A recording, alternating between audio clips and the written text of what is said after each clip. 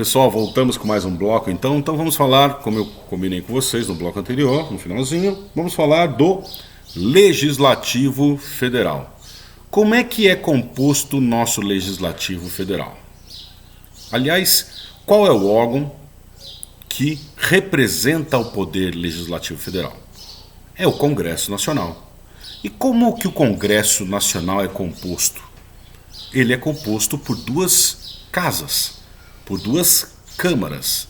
Então a gente diz que o nosso Legislativo Federal é bicameral, porque ele tem duas casas. Ele tem a Câmara dos Deputados e o Senado Federal.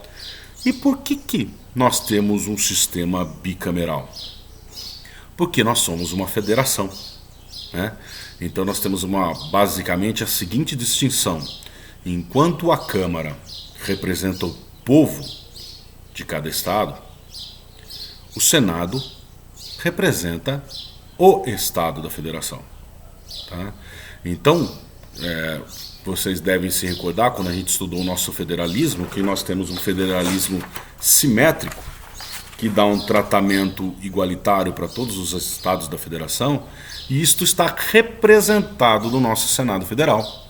Porque nós temos quantos senadores por estado? 3, independentemente do tamanho.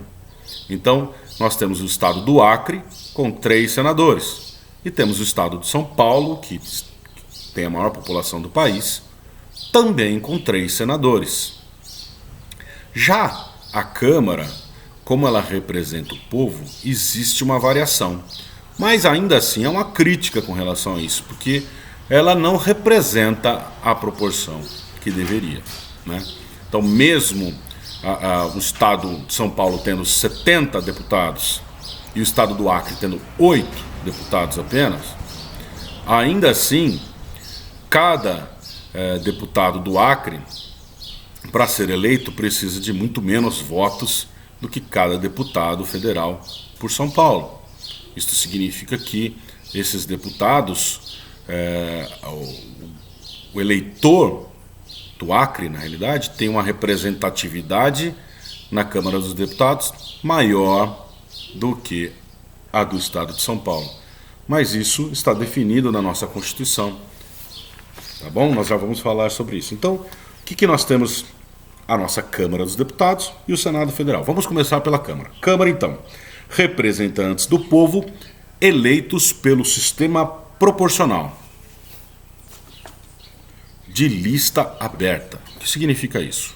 Significa que nós temos lá, por exemplo, o Estado de São Paulo, já pré-definido que temos 70 cadeiras para o Estado de São Paulo.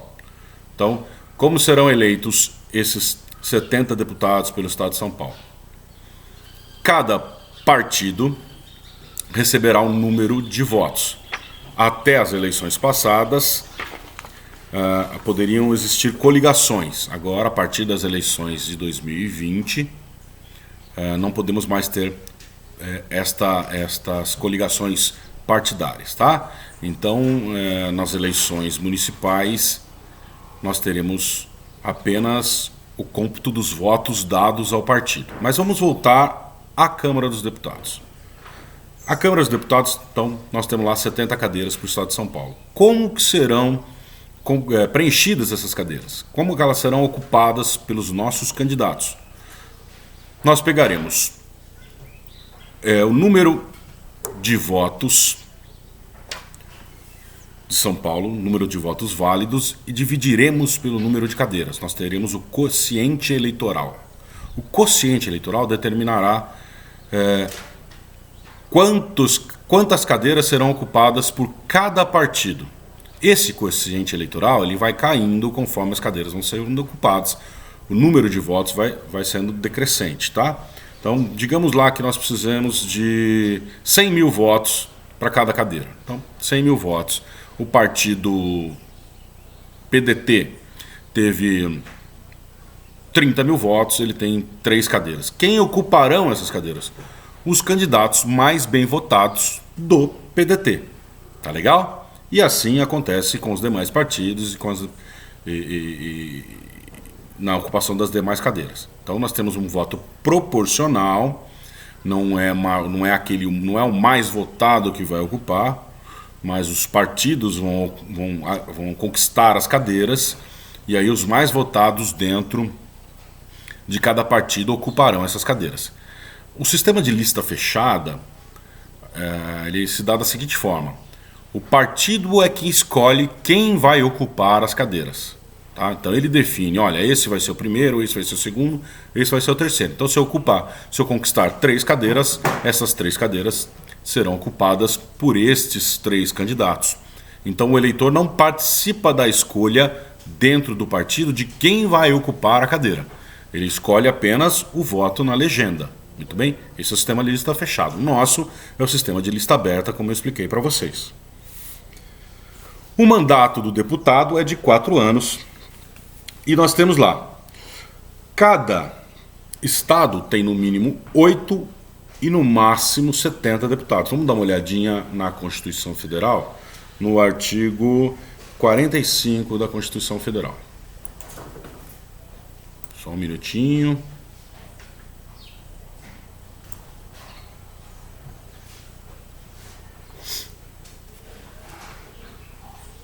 Então diz lá, artigo 45. A Câmara dos Deputados compõe-se de representantes do povo eleitos pelo sistema proporcional em cada estado, em cada território e no Distrito Federal. Parágrafo 1º. O número total de deputados, bem como a representação por estado e pelo Distrito Federal, será estabelecido por lei complementar, proporcionalmente à população, procedendo-se aos ajustes necessários no ano anterior às eleições, para que nenhuma daquelas unidades da federação tenha menos de 8 ou mais de 70 deputados. Bom, aqui o que está dizendo esse parágrafo primeiro? Que nós temos um máximo e um mínimo, ele está estabelecendo já. Só que como a gente vai saber quanto cada estado terá direito? Quantas cadeiras caberá a cada estado? Isto é feito de acordo com a população, proporcionalmente à população de cada estado. Não é o número de eleitores, mas a população de cada estado. Então, nós temos esta análise sendo feita pelo Tribunal Superior Eleitoral e isso sendo adequado por lei complementar. Já faz um tempo que nós não temos uma adequação e, se não me engano, recentemente existiu até uma divergência, porque o estado do Rio de Janeiro e o estado de Minas Gerais têm populações próximas. E aí nós tivemos uma descompensação com relação a isso. Eu vou dar uma pesquisada melhor e volto a falar com vocês sobre esse caso em particular, esse exemplo que eu tenho para dar. Tá? Então o TSE faz uma pesquisa lá, tem tanta população, se baseia em pesquisas realizadas pelo censo, por exemplo, e define o número de deputados por estado. No nosso caso, como nós somos o estado com maior população, nós temos 70 deputados. Nós temos alguns estados como o estado do Acre, que eu sempre cito, porque é o menor estado da federação em população, e com 8 deputados. O Distrito Federal também tem 8 deputados. Muito bem?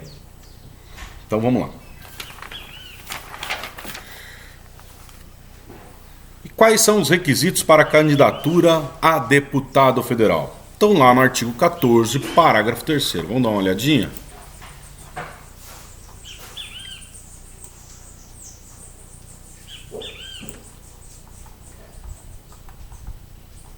Artigo 14, parágrafo 3º. São condições de elegibilidade na forma da lei: 1. Nacionalidade brasileira, brasileiros natos e naturalizados. 2. Pleno exercício dos direitos políticos. 3. O alistamento eleitoral. 4. Domicílio eleitoral na circunscrição. 5. Filiação partidária. 6. Idade mínima de... Aí nós vamos lá na linha C para deputado. 21 anos, deputado federal, deputado estadual, distrital, prefeito, vice-prefeito e juiz de paz. Tá? Então são essas as condições de elegibilidade do deputado federal. Bom, terminamos aí a análise da Câmara. Não totalmente, ainda vamos voltar a falar da Câmara algumas vezes, mas vamos lá, agora nós vamos passar para o Senado Federal. Senado Federal, representantes dos estados e do Distrito Federal. Então nós temos quantos representantes? 3 representantes de cada uma dessas unidades, tá? Lembrando que o Distrito Federal também entra. Então nós temos um total de 81 deputados. Nós temos 513 deputados na Câmara e 81 senadores, tá? Muito bem. O Senado Federal, então, como que é a eleição do Senado Federal? É sistema majoritário, é diferente do deputado, portanto. Então, quem é eleito senador? Aquele que tiver mais voto. E ele é eleito com 2 suplentes. Então, já tem lá na chapa dele, lá no partido dele, o fulano de tal e os 2 suplentes integrando esta chapa, tá bom? Os senadores, eles são...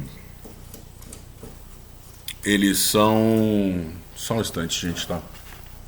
Tem um problema aqui. Eles são...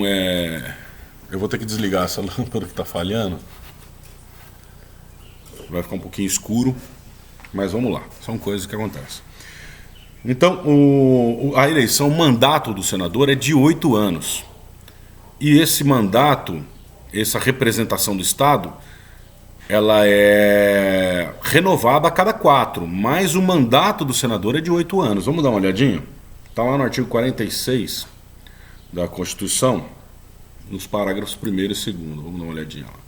Então, o Senado Federal compõe-se de representantes dos estados e do Distrito Federal, eleitos segundo o princípio majoritário. Então, majoritário. Então, os senadores, o senador com maior número de votos é eleito junto com 2 suplentes. Tá? Independe do número de votos que o partido teve, como acontece com o deputado. Cada estado e o Distrito Federal elegerão 3 senadores com mandato de 8 anos. Parágrafo 1º, tá? Parágrafo 2º. A representação de cada estado e do Distrito Federal será renovada de 4 em 4 anos, alternadamente por 1 e 2/3, tá? Então, assim, acontece da seguinte forma. Numa eleição, nós temos a eleição de 2 senadores para 8 anos. Na eleição seguinte, depois de 4 anos, nós temos a eleição para 1 senador, tá? E depois, porque também é eleito por 4 anos. Aí, na outra eleição, 2, e na outra 1, e na outra 2, e na outra 1, e assim vai, tá? Deu para entender? Então vamos recapitular. O senador, nós temos a representação de 3 senadores por estado e Distrito Federal, que dá o total de 81, tá? 3 senadores. Então nós sempre teremos lá 3 senadores. Muito bem? Eleitos pelo sistema majoritário. Os mais votados, ou o mais votado, é o eleito daquele estado, ou do Distrito Federal. Numa eleição, as eleições acontecem a cada 4 anos. Só que o mandato do senador é de 8. Então, numa eleição, nós temos a eleição de 2 senadores, que ficarão por 8 anos. Na próxima eleição, que é depois de 4 anos, aqueles 2 que foram eleitos continuarão por mais 4, mas só que 1 será substituído, será renovado. Então nós temos a eleição de 1. Esse 1 vai ficar por mais 8 anos. Só que dali a 4 anos, nós temos a renovação daqueles 2 que tinham entrado há 8 anos atrás. Muito bem? Acho que agora deu para entender. Requisitos da candidatura do senador. Vamos lá. Está lá no artigo 14, parágrafo 3º também. Então, além daquelas condições que eu já falei para vocês, nacionalidade brasileira, pleno exercício dos direitos políticos, alistamento eleitoral, domicílio eleitoral na circunscrição, filiação partidária, a idade mínima do senador é mais alta que a do deputado. Olha, está lá na linha A, 35 anos para presidente e vice-presidente da República e senador. tá ok? Então, são essas as diferenças com relação à elegibilidade. Muito bem? Eu vou parar esse vídeo por aqui, esse bloco por aqui, e voltamos já já com mais um bloco.